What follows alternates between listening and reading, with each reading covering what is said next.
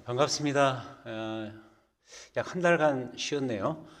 다시 이렇게 온라인 수요 성경 공부에서 뵐 수 있게 된 것을 또 감사드립니다. 자, 우리 같이 기도하시고 공부 시작하겠습니다. 하나님 아버지 감사합니다. 이번 온라인 수요 성경 공부 전반기 시작합니다. 주의 성령께서 말씀을 통해서 가르쳐 주시고 인도해 주시어서 우리에게 복음으로 인한 감격이 우선적으로 있게 하시고 우리의 삶 곳곳에 그 복음에 넘치는 은혜와 영광이 풍성히 드러나고 경험되어질 수 있도록 인도해 주시옵소서. 특별히 우리의 이성과 판단력을 주장하시고 잘 깨달을 수 있는 지성을 주시고 또 거기에 감동이 있어 우리의 삶의 여러 가지 면에서 그 온전한 은혜를 체험할 수 있는 역사함을 주시어서 이 공부를 통한 소기의 목적이 잘 달성될 수 있는 우리의 이번 코र्스가 될 수 있도록 시작부터 마지막까지 함께하여 주시옵소서. 성령께서 함께해 주실 것을 다시 한번 부탁드립니다. 예수님 이름으로 기도했습니다. 아멘.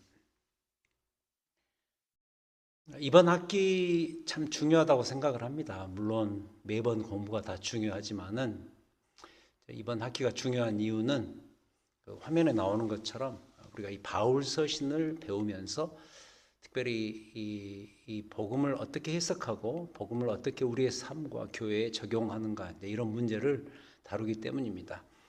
특히 제 개인적으로 목회자로서 제가 가지고 있는 모든 신학과 신앙을 다 이렇게 담아서 공부를 진행하도록 하겠으니까 강의를 잘 들으시고 여러분들의 교회 생활과 신앙 생활, 개인적인 삶에 많은 유익이 있었으면 합니다. 자, 우리가 지난해 그 배웠던 그 내용들을 잠깐 복습을 해보는 것이 이번 학기 공부할 내용들을 살피는 데 있어서 도움이 되리라고 봅니다. 우리가 지난 학기 때 크게 두 가지를 배웠습니다.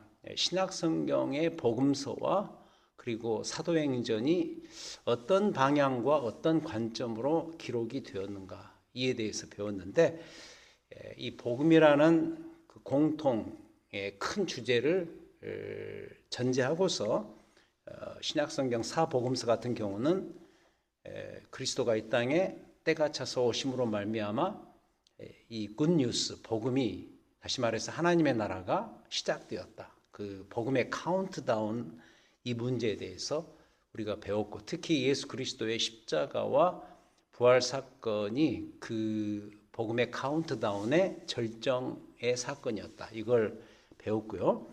그 다음 이어서 사도행전을 배웠는데 사도행전은 예수 그리스도께서 부활하시고 승천하신 이후에 그 약속하셨던 그 성령이 드디어 오시죠. 그게 그 유명한 오순절 성령 강림의 사건. 이건 다른 말로 표현하면 그 성령의 취임식 같은 그런 장면이었다라고 말씀드렸습니다. 그럼 그 이후로 성령이 오신 이후로 무슨 일이 벌어졌는가? 역시 복음이라는 헤드라인 같은 주제.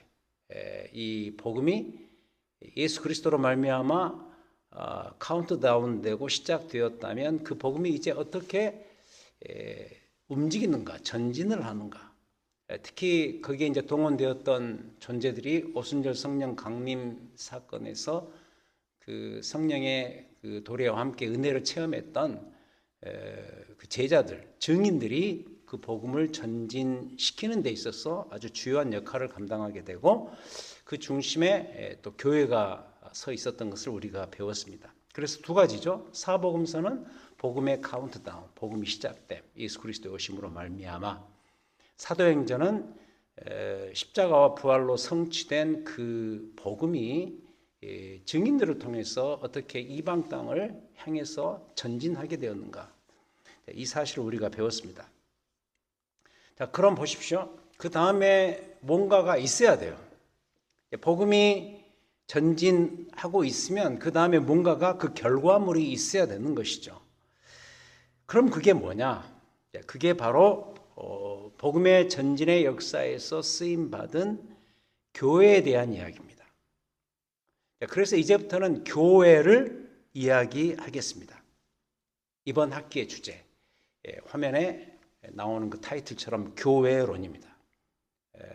그 조직신학에서는 이걸 이제 영어로는 The Doctrine of Church, Ecclesiology 이렇게 이야기를 하죠. 교회론. 그러니까 이번 학기의 주제는 교회론이죠. 그럼 교회가 세워지기 위해서 가장 먼저 필요한 존재는 누굴까? 뭘까? 당연히 사람입니다.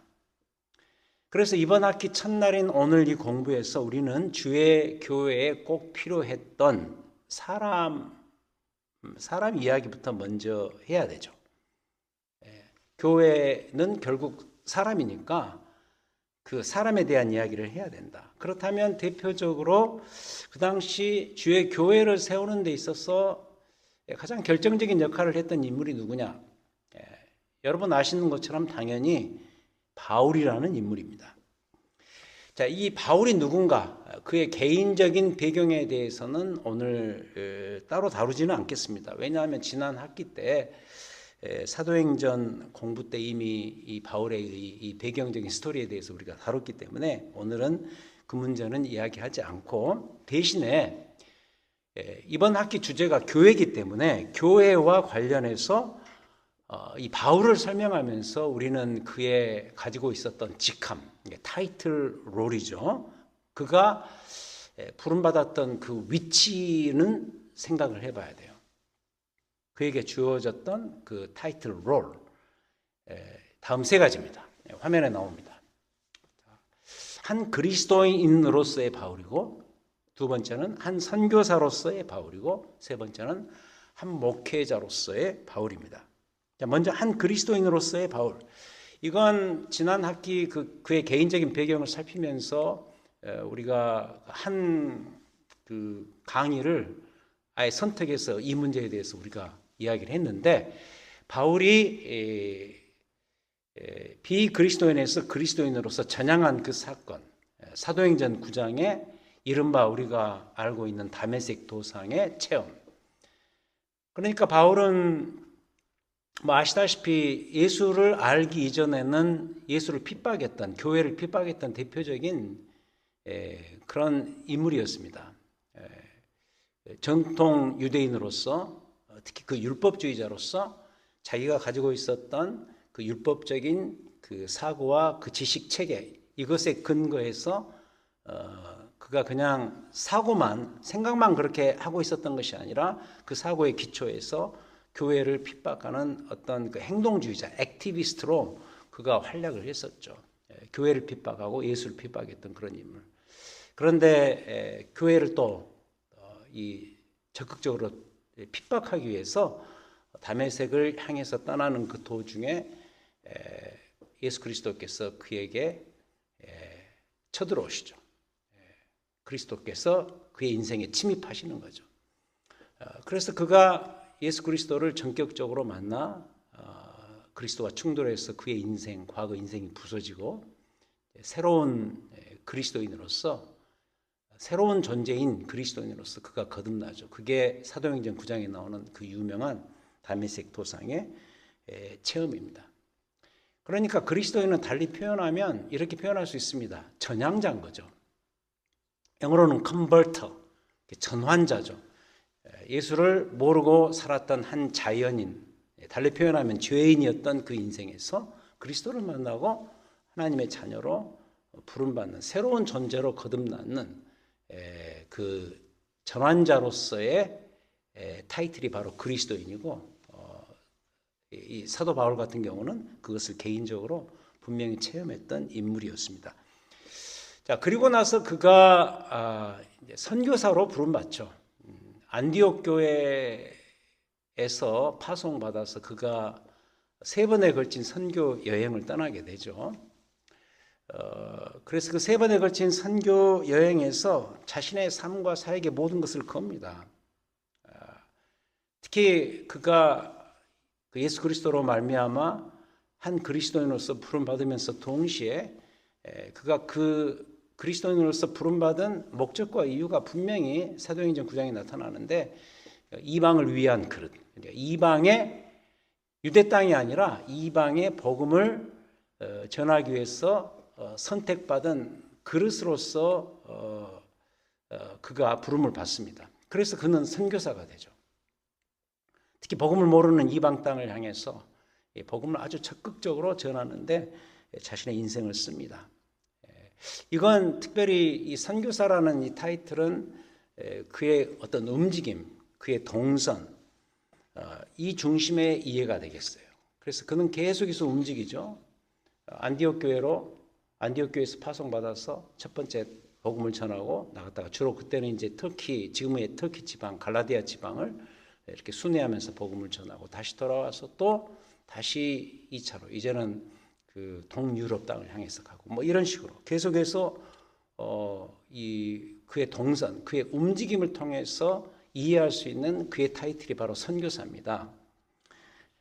이 말은 달리 표현하면 그가 움직이면 복음이 움직이는 거예요. 이게 사도행전 전체 기록 목적이 딱 맞죠. 사도행전의 역사는 복음이 어떻게 전진하는가, 어떻게 복음이 움직이는가 이걸 보여주는 책인데 하나님께서는 사도 바울을 선교사로 부르셔서 그가 계속해서 복음을 전하기 위해서 움직이는 그런 장면을 거기에서 보여주시죠. 자, 그래서 이 선교사로서의 바울은 그의 동선 중심의 이해다 이렇게 설명할 수가 있겠네요. 그다음 이제 사실 제일 중요한 게 이 3번입니다. 이번 학기에서 제일 중요한 그의 타이틀 롤인데 목회자로서의 바울입니다. 그러니까 그가 3번에 걸친 선교 여행에서 주로 했던 일이 뭐냐면 교회들을 세웁니다. 그가 세운 교회들에서 또 시간을 내어서 그렇게 긴 기간들은 아니지만 목회를 했습니다. 그래서 이 목회자로서의 바울은 그의 사역 내용을 중심으로 한 이해가 되겠습니다. 2번 선교사로서의 바울은 그의 움직임, 특히 그가 담고 있는 이 복음이 어떻게 해서 전진하고 움직이는가 이 중심으로 이해한 것이 한 선교사로서의 바울로 우리가 이해를 한다면 이 3번째 한 목회자로서의 바울은 그가 이제 한 교회에 이렇게 정착하면서 그가 어떤 사역을 했는가 그 사역 내용을 중심으로 이해한 타이틀이 되겠습니다. 자, 그렇다면 그가 그 목회자로서 그 과정에서 세웠던 교회들에는 어떤 교회들이 있었는가? 우리가 알고 있고 또 우리가 이번 학기에 다룰 그 교회들입니다. 바울의 교회들 어떤 교회들이 있었는가? 첫 번째는 그가 개척한 교회들입니다. 실제로 개척해서 목회를 길이가 다 다르게 했던 교회들. 여러분 잘 알고 계시는 데살로니가 교회. 아주 짧게 목회를 했죠. 그다음 빌립보 교회. 그리고 가장 좀 중점적으로 목회를 했다고 할 수 있는 고린도 교회와 에베소 교회. 데살로니가 교회, 빌립보 교회, 고린도 교회, 그리고 에베소 교회는 그가 실제로 개척한 교회들이고 목회를 했던 교회라고 볼 수가 있겠고, 그 다음 두 번째 그룹은 어떤 거냐면 그가 실제로 목회를 하지는 않았지만 매우 중요한 신학적인 목회적인 영향을 미쳤던 교회들이 있는데 여러분 잘 아시는 갈라디아 교회들 그리고 로마 교회, 우리가 다음 주부터 보겠습니다만은 로마서, 로마 교회죠. 로마 교회 그리고 골로새 교회. 이 골로새 교회는 골로새 한 지역만을 위해서 쓴 편지가 아니고 이 골로새서는 골로새 교회를 비롯한 그 주변에 있었던 교회들, 예를 들어서 히에라볼리 교회, 라오디게아 교회, 이제 이런 교회들이죠. 자, 그래서 이 두 그룹으로 나눌 수가 있다. 바울의 교회들, 첫 번째는 그가 실제로 개척한 교회들이고 두 번째는 그가 영향을 미쳤던 교회들이다. 이렇게 그룹을 나눌 수가 있겠습니다. 근데 여기서 정말 중요한 것은 뭐냐면 바울이 목회했던 또는 목회를 하지 않았지만 영향을 미쳤던 그런 교회들에게 보냈던 이 편지들, 우리가 알고 있는 데살로니가 전후서, 갈라디아서, 빌립보서, 에베소서, 로마서 이런 책들, 이런 편지들이 실제로 지금 우리가 가지고 있는 이 성경이 되었다는 사실이 중요합니다. 그러니까 편지가 성경이 된 겁니다. 이 말은 달리 표현하면 무슨 의미냐면 그의 편지들 안에는 이런 내용들이 있는 거죠. 교회가 가져야 될 본질적인 사안들이 뭐냐? 그리고 교회는 무엇인가? 교회의 어떤 아이덴티티, 정체성에 대한 이야기가 풍부하게 나오고, 그리고 주의 교회로 세워졌으면 그 교회들이 나아가야 될 삶의 그리고 사역의 방향들이 뭔가, 이런 것들이 담겨져 있다는 거죠.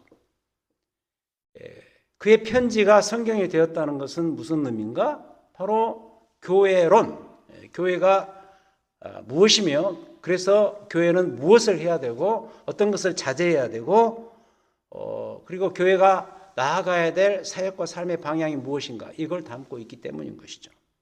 그래서 중요합니다. 이런 이유 때문에 바울의 편지들이 우리 손 안에 주어진 것은 굉장히 중요한 사안이다. 바울의 편지들이 지금의 우리에게도 주는 영향력이 아주 크다는 그런 점에서 이 바울의 편지들이 중요하다라는 것이죠. 그래서 우리는 이 바울의 편지들을 대하면서 이 점을 늘 기억하고서 읽어야 돼요. 대해야 돼요. 특별히 어떤 실천적인 적용 중심으로 우리가 바울 서신들을 이해를 해야 됩니다. 예를 들어서 지금 내가 다니고 있는 이 교회를 어떻게 이해할 것인가? 내가 속해 있는 이 크로스포인트 교회를 내가 어떻게 이해하고 어떤 관점에서 이 교회를 다닐 것인가? 더 나아가서 우리는 이 교회라는 것을 만들어 가면서 뭐에 더 집중을 해야 되고 반대로 무엇에 더 소홀히 해야 될 필요가 있는가? 근데 이런 문제들을 생각하지 않을 수가 없다는 거죠.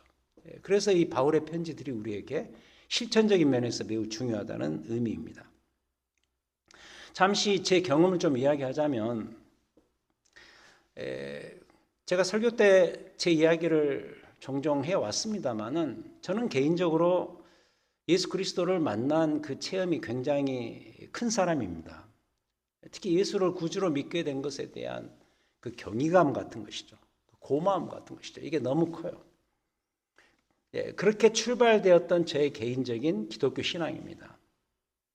그러니까 사도 바울이 예수를 몰랐던 자들, 예수를 몰랐던 자, 예수를 부인했던 자, 그런 인생에서 그리스도를 만나고 그리스도와 충돌해서 과거의 삶이 산산이 부서지고 그 이후로 그 자기를 만나주시고 선택해 주신 예수 그리스도에 대한 그 고마움의 마음, 그 경이로움이 굉장히 크다는 것을 그의 여러 편지들에서 우리가 정말 쉽게 발견할 수가 있습니다.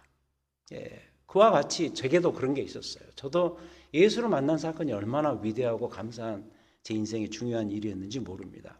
근데 이제 문제가 뭐냐면, 그런 귀하고 아름다운 고백적 저의 그 개인적 신앙이 그 다음 계속해서 자라야 되잖아요. 특히 그 자라는 데 있어서 교회가 너무너무 중요하잖아요.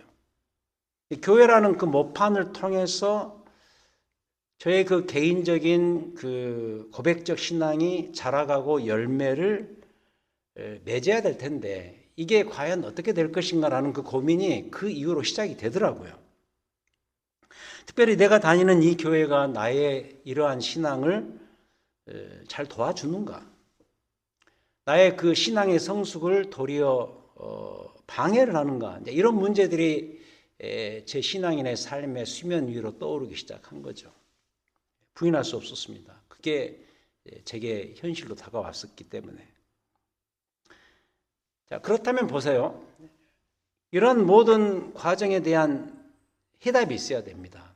저만 그런 게 아니라 아마 여러분들도 다 그런 경험을 비슷하게 하시지 않습니까? 예수 믿고 변화받았는데 그 변화된 신앙이 계속해서 온전하게 잘 자라가야 되는데 거기에 교회라는 기관이 정말 불가피하게 내게 도착해야만 되는 그런 경험들, 그리고 그 안에서 신앙의 이 성숙과 변화가 어떻게 이루어져야 되는가, 그 정답이 있어야 되잖아요. 근데 그 정답이 알고 보니까 성경 안에 즐비하게 있음을 깨닫게 된 것이죠. 특히 우리가 지금 배우고 있는, 또 앞으로 배울 이 신약 성경의 편지들, 특히 바울의 이 편지들, 우리가 이제 후반부에 또 배우겠습니다만 공동서신이라 그러죠. 베드로 사도, 야고보 사도, 그다음에 히브리서 이런 책들의 다 편지인데 그 편지들이 이 정답들을 다 제공해 주더라라는 것이죠. 그러니까 한 사람이 그리스도인으로서 거듭나서 새로운 인생을 출발하고 그의 신앙이 이렇게 풍성히 자라가는 데 있어서 교회라는 이 기관은 필수적으로 동원될 수밖에 없다. 동원되어야 한다. 그리고 그 동원되면서 제시되는 여러 가지 풍성한 자료와 정답들이 어디에 있는가 다 이 편지들에 있다라는 것을 제가 알게 되었습니다. 그래서 어떤 신학자가 이런 말을 했습니다. 교회는 우리 신앙의 모판이다. 교회는 우리 신앙의 어머니 같은 존재다. 그 어머니의 역할이 뭐죠? 자식을 이렇게 키우는데 특히 그 육체적으로 잘 자랄 수 있도록 영양분을 제공해주고 이렇게 보호해주고.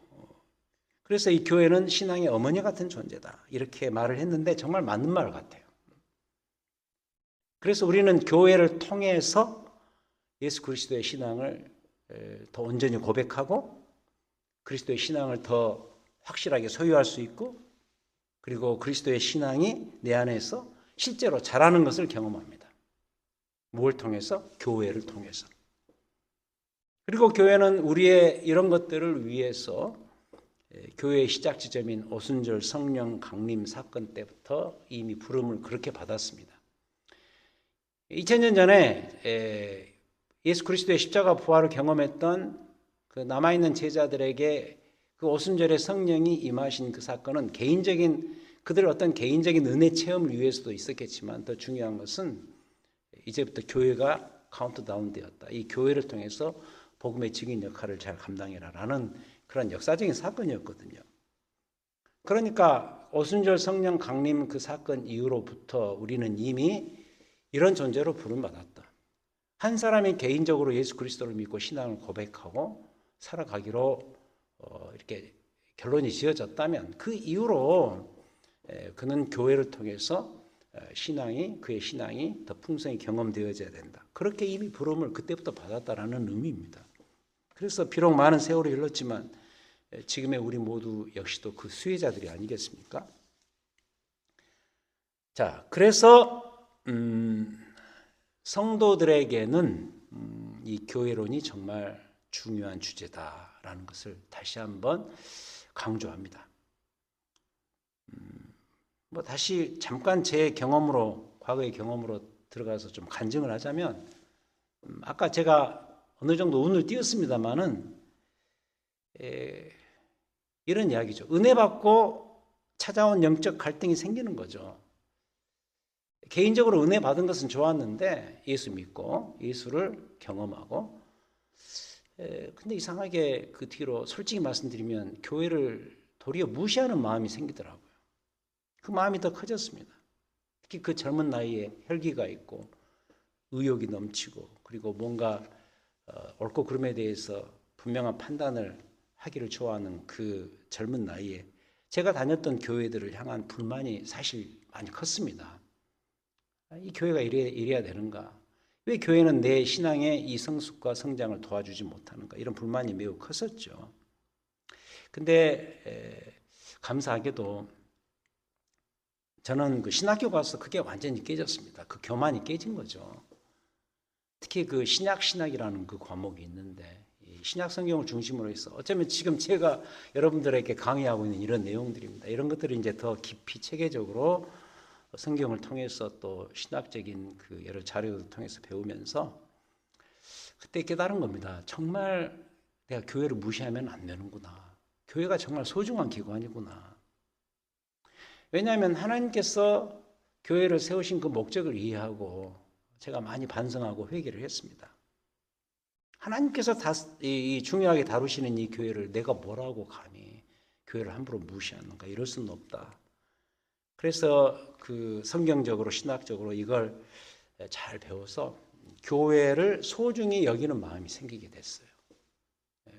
그리고 이제 결국 이 소중한 교회를 목회하는 목회자가 제가 된 것이죠.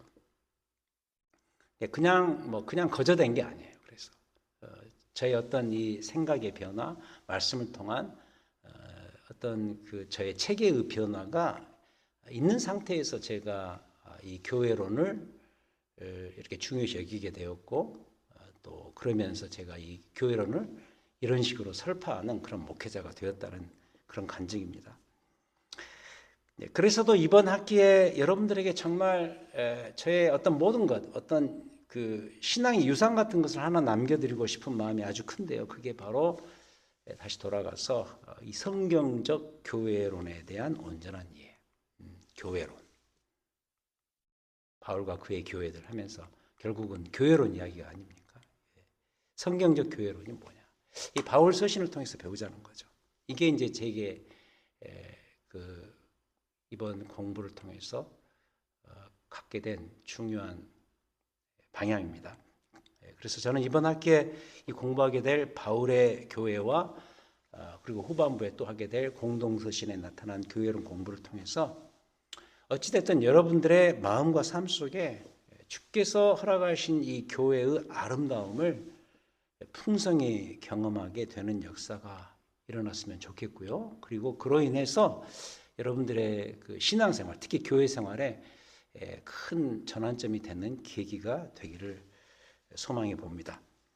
자, 그래서 이제 마지막으로 그 바울의 편지들에 나타난 교회론을 다음과 같은 내용으로서 짤막하게 정의를 해드리고 오늘 공부를 마치도록 하죠. 자, 여기서 제일 중요한 관점은 그 타이틀입니다. 교회, 즉 복음의 해석과 적용입니다. 복음의 해석과 적용.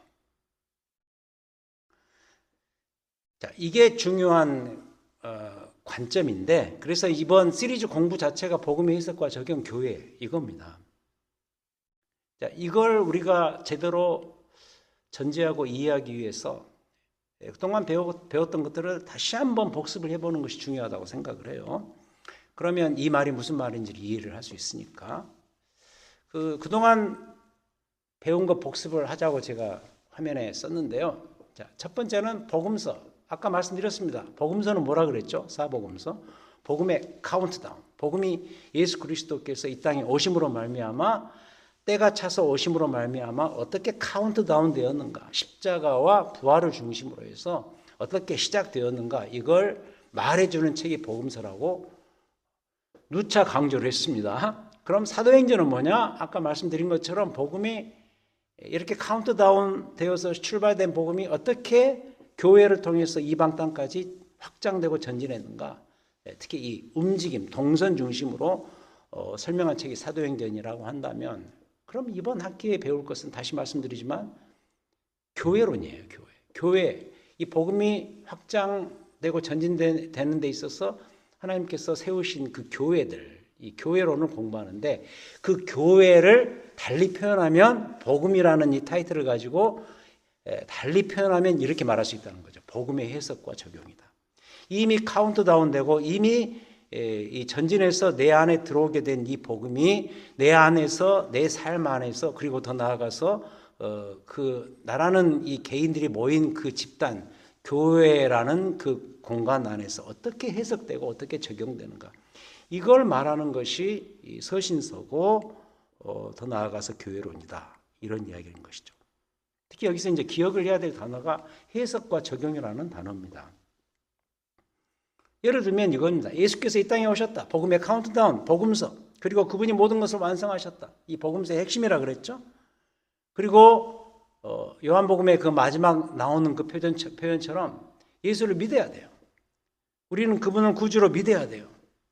살아계신 하나님의 아들로서 믿어야 돼요. 근데 여기까지는 원리입니다. 이 복음이 가지고 있는 원리, 어떤 진술이죠. 그래서 이 원리는 우리의 고백이 될 수밖에 없죠. 되어야 되죠. 여기까지가 어떻게 보면은 복음서와 사도행전까지의 스토리라고 한다면, 이 서신서에 들어오면은 그 받은 복음을 어떻게 해석하고 내 삶에 어떻게 적용하는가, 이 문제라는 거죠. 신앙이라는 게 원리를 향한 고백으로만 이루어지지 않죠. 그 고백을 이제는 해석한 다음에 우리의 삶의 어떤 실천적인 가치로 받아들여서 그걸 삶 속에 잘 적용하면서 살아가는 일이 반드시 뒤따라와야 돼요. 여러분, 이런 말 물론 제가 한 말이지만 인생은 해석 아닙니까? 우리에게 주어진 인생, 그냥 시간적인 그런 상황 속에서 내가 주어진 공간에서 그냥 살아가는 것만이 인생이 아니죠.